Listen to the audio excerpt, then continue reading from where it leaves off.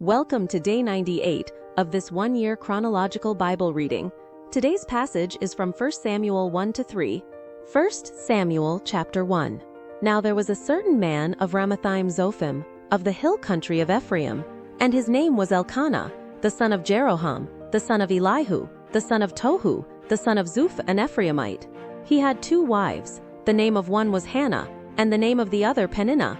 Peninnah had children, but Hannah had no children. This man went up out of his city from year to year to worship and to sacrifice to the Lord of armies in Shiloh.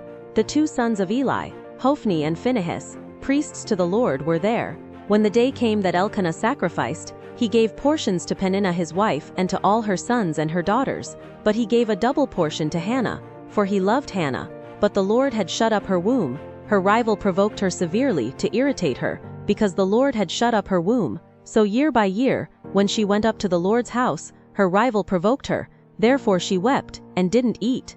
Elkanah, her husband, said to her, "Hannah, why do you weep? Why don't you eat? Why is your heart grieved? Am I not better to you than 10 sons?" So Hannah rose up after they had finished eating and drinking in Shiloh. Now Eli the priest was sitting on his seat by the doorpost of the Lord's temple. She was in bitterness of soul, and prayed to the Lord, weeping bitterly. She vowed a vow, and said, "Lord of armies, if you will indeed look at the affliction of your servant, and remember me, and not forget your servant, but will give to your servant a boy, then I will give him to the Lord all the days of his life, and no razor shall come on his head." As she continued praying before the Lord, Eli saw her mouth. Now Hannah spoke in her heart. Only her lips moved, but her voice was not heard. Therefore Eli thought she was drunk.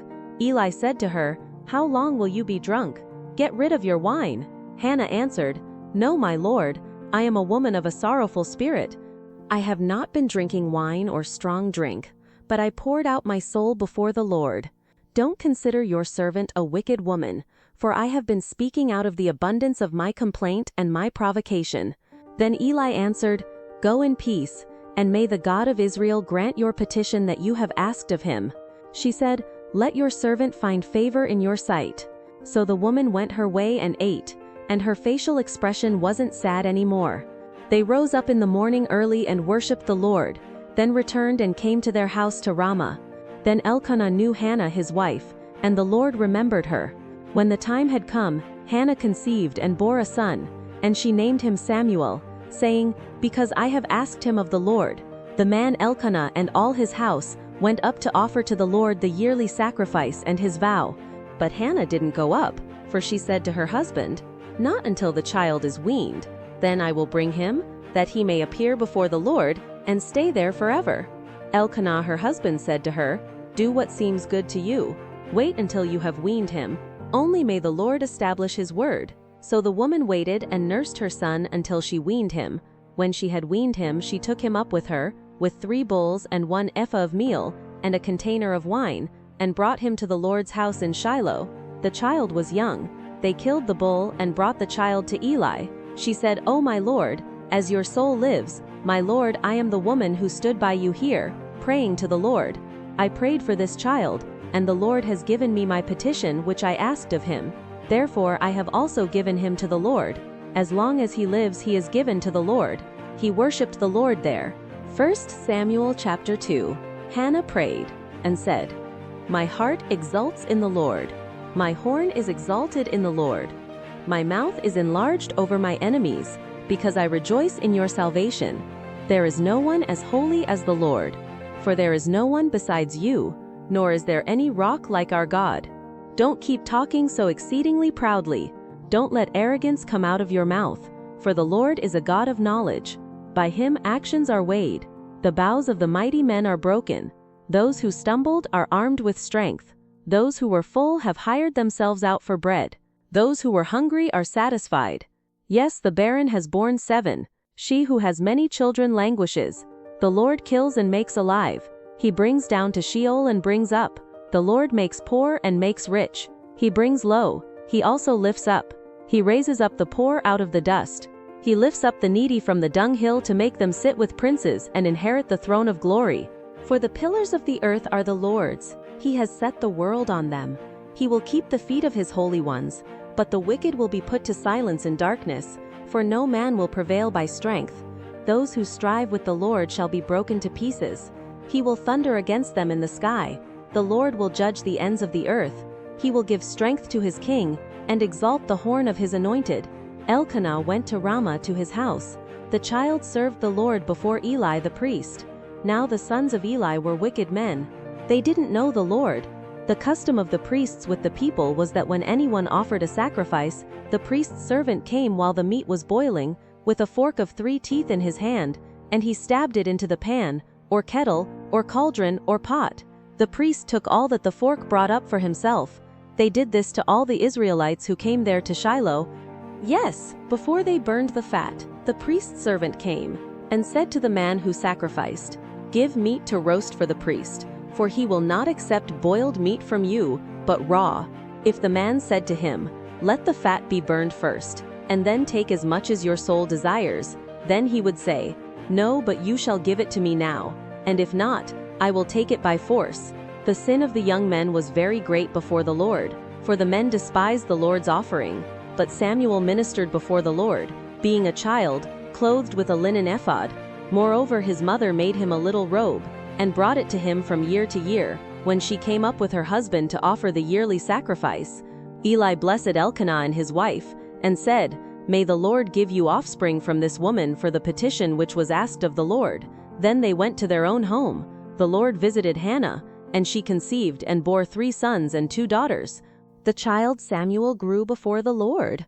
Now Eli was very old, and he heard all that his sons did to all Israel, and how that they slept with the women who served at the door of the tent of meeting.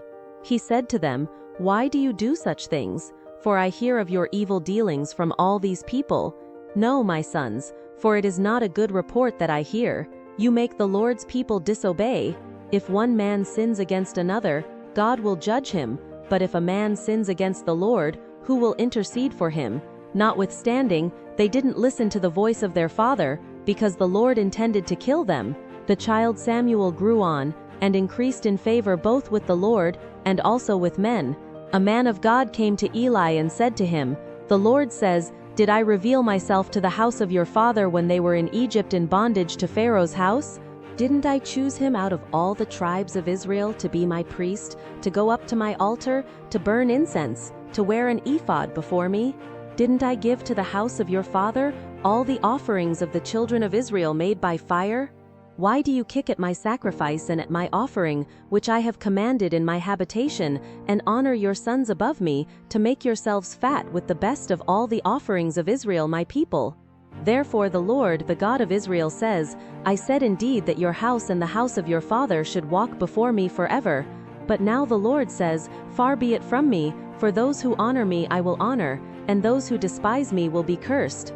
Behold, the days come that I will cut off your arm and the arm of your father's house, that there will not be an old man in your house. You will see the affliction of my habitation, in all the wealth which I will give Israel. There shall not be an old man in your house forever. The man of yours whom I don't cut off from my altar will consume your eyes and grieve your heart. All the increase of your house will die in the flower of their age. This will be the sign to you that will come on your 2 sons, on Hophni and Phinehas. In one day they will both die.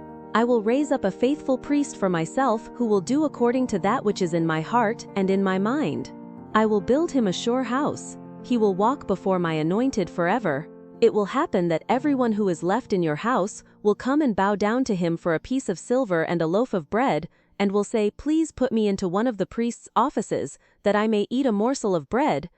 1 Samuel chapter 3. The child Samuel ministered to the Lord before Eli. The Lord's word was rare in those days. There were not many visions then.